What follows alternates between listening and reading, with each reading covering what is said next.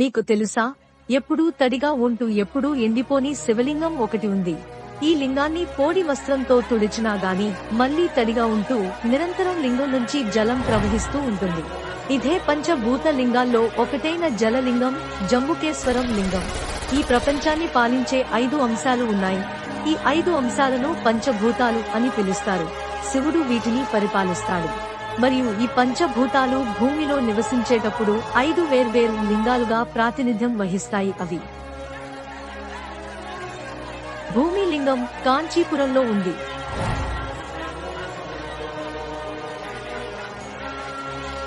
జలలింగం జంబుకేశ్వరంలో ఉంది.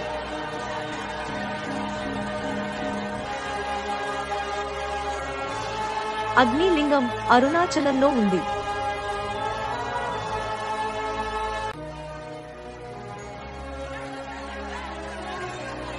వాయులింగం శ్రీకాళహస్తిలో ఉంది.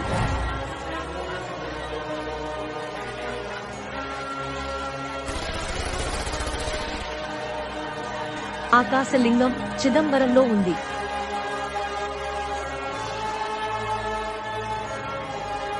మనం తిరుచిలో చూడాల్సిన ముఖ్యమైన దేవాలయాల్లో ఒకటైన జంబుకేశ్వరం దేవాలయం గురించి తెలుసుకుందాం. ఈ ఆలయం శ్రీరంగనాథ స్వామి ఆలయం వెనుక భాగంలో ఉంది. కాబట్టి శ్రీరంగం సందర్శించిన ఎవరైనా ఈ జలలింగాన్ని సులభంగా సందర్శించవచ్చు. ఈ ఆలయంలో మనం శివుడిని జంబుకేశ్వర స్వామిగా, పార్వతీ దేవిని అఖిలాండేశ్వరి దేవిగా పూజిస్తాము. ఆలయ చరిత్ర ఏమిటంటే, ఒకసారి పార్వతీ దేవి లోకాభివృద్ధి కోసం శివుడు చేసిన తపస్సును ఎగతాళి చేసింది. శివుడు ఆమె చర్యను ఖండించాలని కోరుకున్నాడు మరియు తపస్సు చేయడానికి కైలాసం నుండి భూమికి వెళ్లమని ఆదేశించాడు. శివుని కోరిక మేరకు అఖిలాండేశ్వరి దేవి రూపంలో ఉన్న పార్వతి తన తపస్సు చేయడానికి జమ్ము అడవిని కనుగొంది. ఆమె జమ్ము పైన ఉన్న వెన్నావళి చెట్టు కింద కావేరి నది నీటితో ఒక లింగాన్ని తయారు చేసి పూజను ప్రారంభించింది. ఆ లింగాన్ని జలలింగం అని పిలుస్తారు.